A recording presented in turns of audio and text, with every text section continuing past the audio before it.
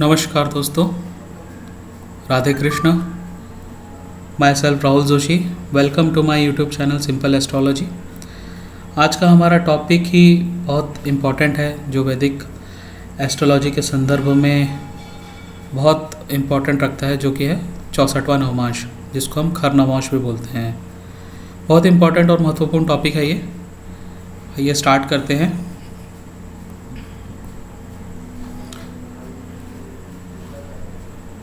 Birth chart के हिसाब से ये सूक्ष्म बिंदु है जो जातक के जीवन में होने वाली अप्रिय या बुरी घटनाओं को बताता है। 64वां नवमास का जो स्वामी होता है वो छिद्रग्रह कहलाता है। इसे खर नवमाशा भी कहते हैं।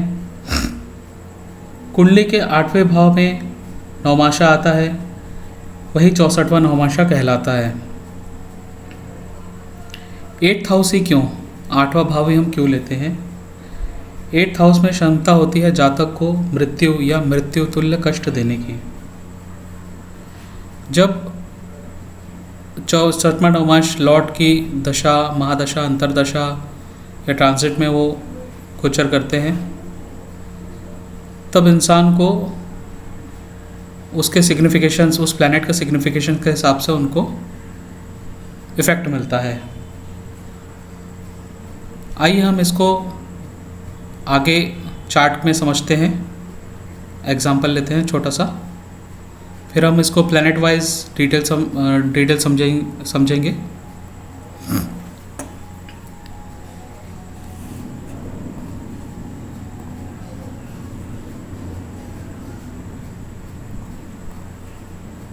जी,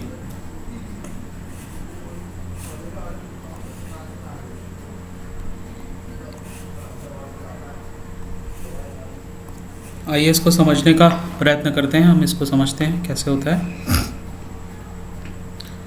एक राशि जो रहती है वो 30 डिग्री की रहती है,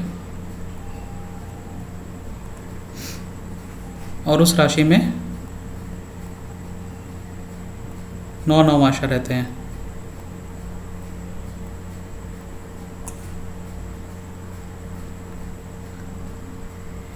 तीन डिग्री 20 मिनट का एक ये रहता है। तो ऐसे करके जैसे 1 2 3 4 5 6 7 और ये 8, तो ऐसे करते तक 7th राशि आते तक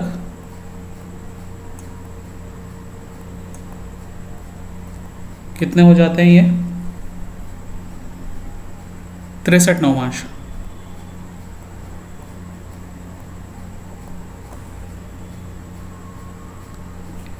एक राशि में 9 नवमास रहते हैं, तो 7 × 9 कितना हो जाएगा? 63।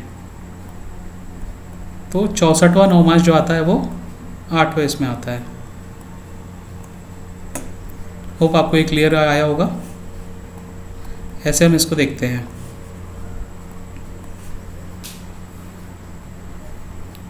आगे हम इसको देखते हैं कि कैसे कैसे इफेक्ट करता है। मैं इसको क्लीन कर देता हूँ। तो अगर हम दो तरीके से इसको देख सकते हैं, ठीक है।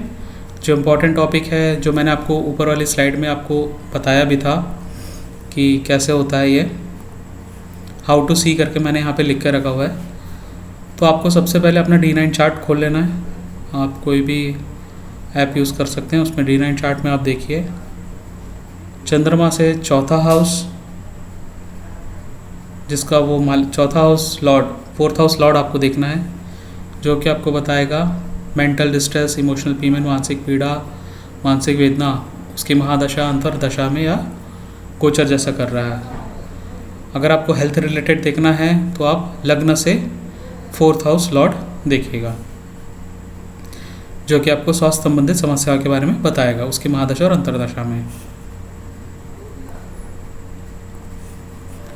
तो ये मैं पहले यहाँ पे लिख ले रहा हूँ, दिस इज़ D9 चार्ट। आपको ये D9 चार्ट में देखना है।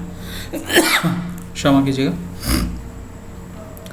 तो जस्ट फॉर एन एग्जांपल, ये एक एग्जांपल है। इसमें D9 चार्ट में यहाँ पे कोई भी लग्न किसी भी राशि का लग्न बन सकता है। जैसे एग्जांपल के लिए हम ले लेते हैं 5, एग्जांपल के लिए ये 5, 6, 7, 8, 9, 10, 11, 12, 1, 2, 3, 4। जस्ट फॉर एग्जांपल मून आपके 10th हाउस में प्लेस्ड है, तो यहाँ से आपको चौथा भाव देखना है। काउंट कीजिए चंद्रमा से D9 चार्ट में 1, 2, 3, 4, जो कि आ रहा है आपका सूर्य। अगर यहाँ पे कोई प्लेसमेंट, यहाँ पे कोई प्लैनेट प्लेस्ड है तो वो भी आपको तकलीफ़ें दे सकता है, क्योंकि वो 64वें नवमाश में प्लेस्ड है। लेकिन हाँ, सूर्य महादशा अंतरदशा में आपको ज़रूर तकलीफ़ें देगा, उसके सिग्निफिकेशंस के हिसाब से।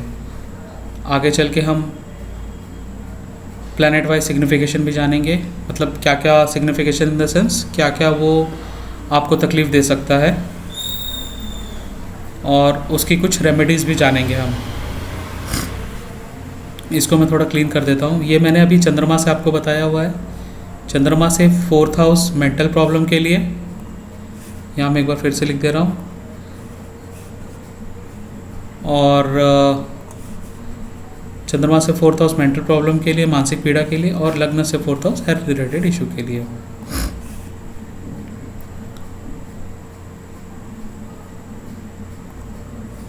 जी, अब ये मैं यहाँ से मिटा देता हूँ। अब अपन लग्न से भी देख लेते हैं।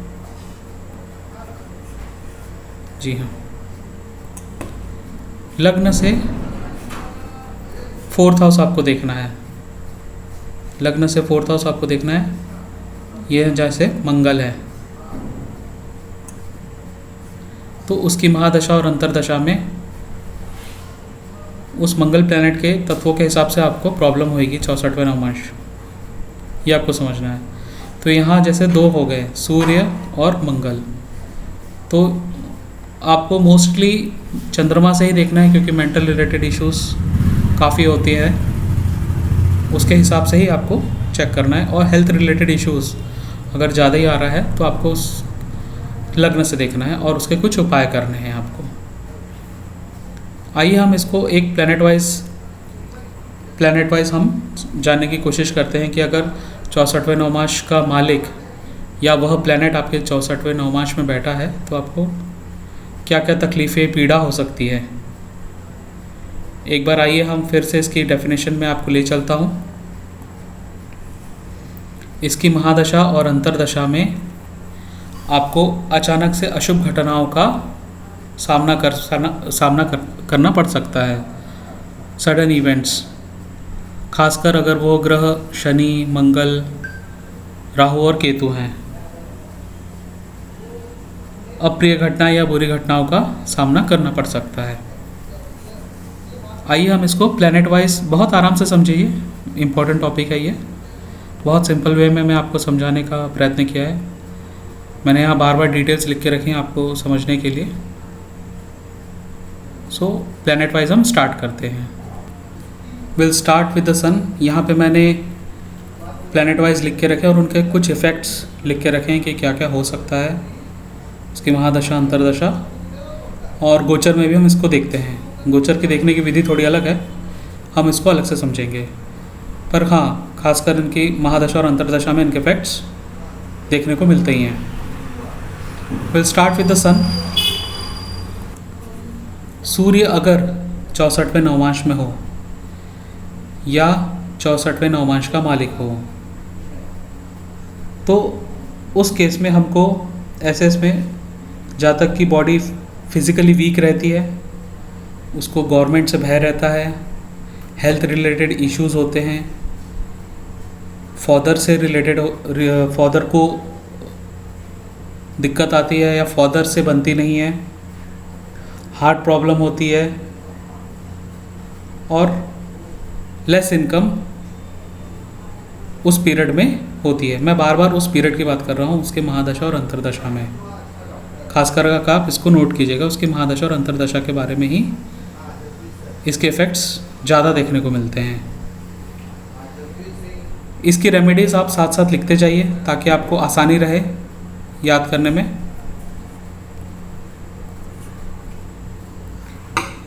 सूर्य के लिए सबसे पहले सूर्य के लिए हम बात कर रहे हैं।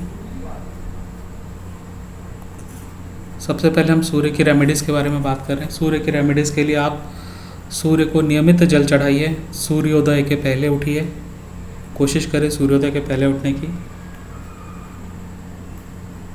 शराब या मांसाहार का सेवन न करें इस पीरियड में, इस महादशा अंतर्दशा में। पिता का सम्मान करें। आदित्य हृदय स्तोत्र का पाठ करें और हो सके तो रविवार का व्रत रखें। बहुत सिंपल सी रेमेडी है, उस पीरियड में आप ये कोशिश कर सकते हैं।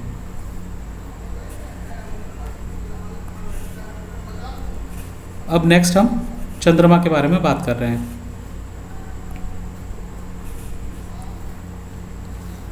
चंद्रमा के पीरियड में इंसान को डिप्रेशन हो सकता है, साइनस की दिक्कत आ सकती है,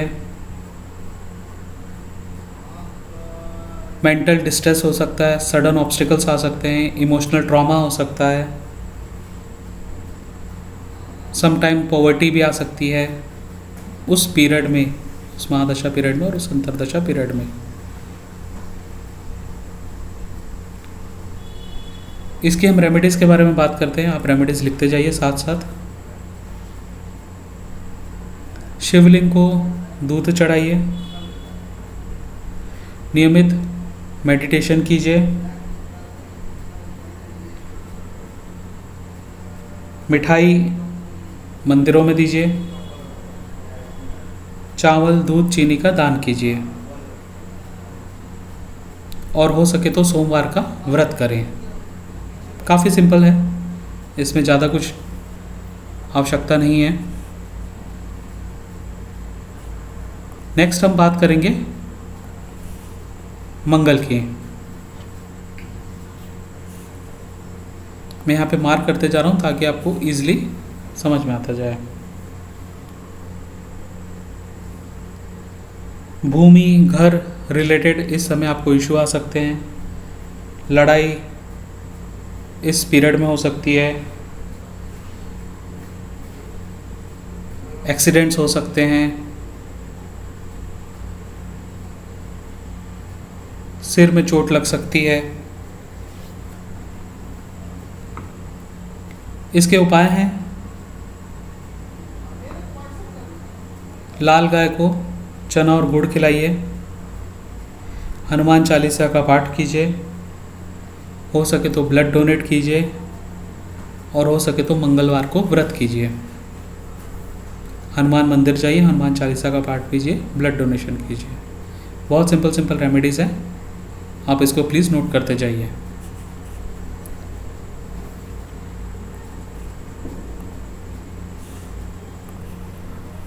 नेक्स्ट है हमारा जुपिटर।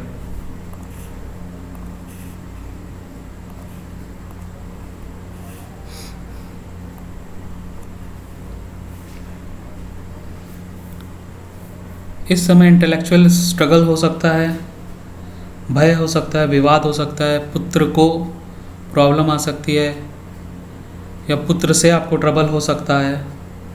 मोटापे का आप शिकार हो सकते हैं। अनएम्प्लॉयमेंट आपको सडन आ सकती है, आपकी नौकरी सडनली चली जाएगी। स्टमक में प्रॉब्लम हो सकती है, लीवर रिलेटेड इश्यूज हो सकते हैं। कम्युनिकेशन प्रॉब्लम भी आ सकती है आपको। आप मिसअंडरस्टूड भी हो सकते हैं। इसके उपाय हैं, गुरुवार को गाय को गुड़ खिलाइए। विष्णु सहस्त्र नाम का पाठ कीजिए। हल्दी या केसर का तिलक लगाइए। सेल्फलेस सर्विस दीजिए मंदिरों में या रिलीजियस प्लेसेस में। और पीले वस्त्र का धारण कीजिए गुरुवार को और हो सके तो गुरुवार का व्रत करें। That's it. अगला है हमारा मर्क्यूरी।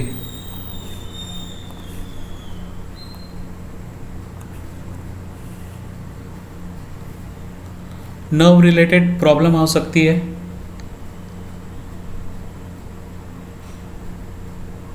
वाणी दोष हो सकता है, नेक प्रॉब्लम हो सकती है, कंट्रोवर्सीज हो सकती हैं, छोटे भाइयों से आपको प्रॉब्लम्स हो सकती है, तंत्र विकार हो सकता है, नर्व प्रॉब्लम हम जिसे बोलते हैं, और एग्जामिनेशन में फेल होने का चांसेस रहता है। इसके उपाय हैं, गाय को हरा चारा खिलाइए, बहन या बुआ की रेस्पेक्ट करें, उन्हें उपहार दें, और ग्रीन ग्राम या पल्सेस पक्षियों को खिलाएं, और हो सके तो बुधवार का व्रत रखें। नेक्स्ट इज हमारा है वीनस। वीनस इस समय फाइनेंशियल प्रॉब्लम दे सकता है, रिलेशनशिप में इश्यूज हो सकती है, वाइफ या हस्बैंड के साथ प्रॉब्लम्स हो सकती है, या उनको प्रॉब्लम हो सकती है, लॉस ऑफ वेल्थ, मूत्र विकार हो सकता है, किडनी रिलेटेड इश्यूज हो सकते हैं, गठिया आपको हो सकती है। इसके उपाय हैं, विष्णु और लक्ष्मी जी की पूजा करें, पार्टनर की रिस्पेक्ट करें,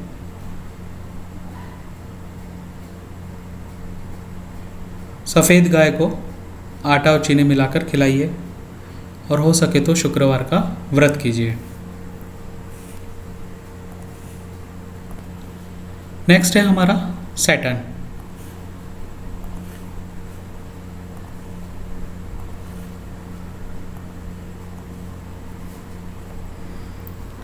हर काम में आपके डिलेज हो सकते हैं। इस पीरियड में आप डिसिप्लिन में नहीं रहेंगे, आप डिसिप्लिन को फॉलो नहीं करेंगे, लॉस ऑफ वर्क हो सकता है, आपका डिमोशन हो सकता है, लॉट्स ऑफ एनिमीज़ आ सकते हैं आपके, क्रॉनिक ट्रबल्स हो सकता है, फिज़िकल हार्डशिप हो सकती है, समय आपको कड़ी मेहनत करनी पड़ सकती है। सैटर्न का उपाय है, शिव की पूजा करें, हनुमान जी की पूजा करें, और ज़रूरतमंद की सेवा करें। अगर आप किसी को देख रहे हैं कि उसको ज़रूरत है किसी भी तरीके से, पैसे की, किताबों की, कपड़ों की, आप ज़रूरतमंद की पूजा करें। और रिलीजियस प्लेस में साफ़ सफाई का आप इस पीरियड में काम कर सकते हैं, और हो सके तो शनिवार का व्रत करें। That's it.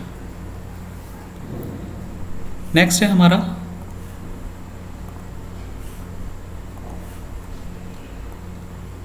राहु। अगर 64वें नवमांश में बैठे हैं, ये तो मालिक नहीं हो सकते, ये सिर्फ बैठे सकते हैं 64वें नवमांश में।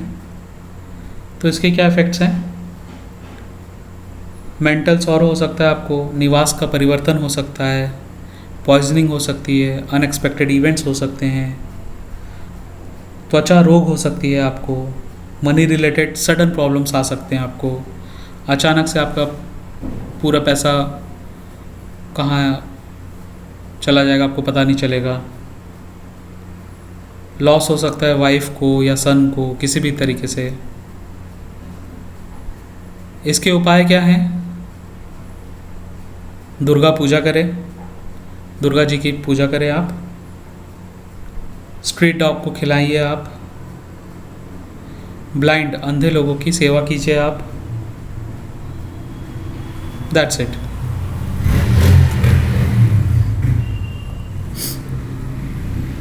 नेक्स्ट है हमारा केतु।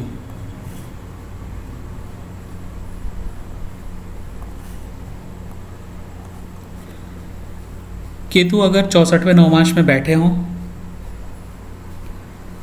तो आपको ऊंचाई से गिरने का डर रहता है, ऊंचाई से आप गिर सकते हैं इस पीरियड में, एक्सीडेंट हो सकते हैं आपके, इंजरीज हो सकती है। अगर आप स्पिरिचुअल ब्लॉकेज आ सकते हैं, आपको लॉन्ग टर्म डिजीज़ हो सकती है, आपको पता नहीं चलेगा कि अचानक से ये बीमारी कैसे हो गई, और वो बीमारी लंबी रहती है, लॉन्ग टर्म बीमारी रहती है, सडन लॉसेस हो सकते हैं, मिसअंडरस्टूड हो सकते हैं, थ्रेट ऑफ लाइफ भी रहती है इसमें। इसका उपाय है गणेश जी की पूजा करें, भैरव मंदिर जाएं, अनाथ बच्चों को मिठाई खिलाएं।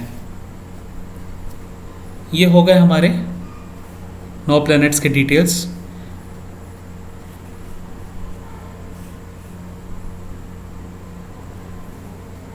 सन से लेके सैटर्न तक जो मैंने अभी आपको बताया है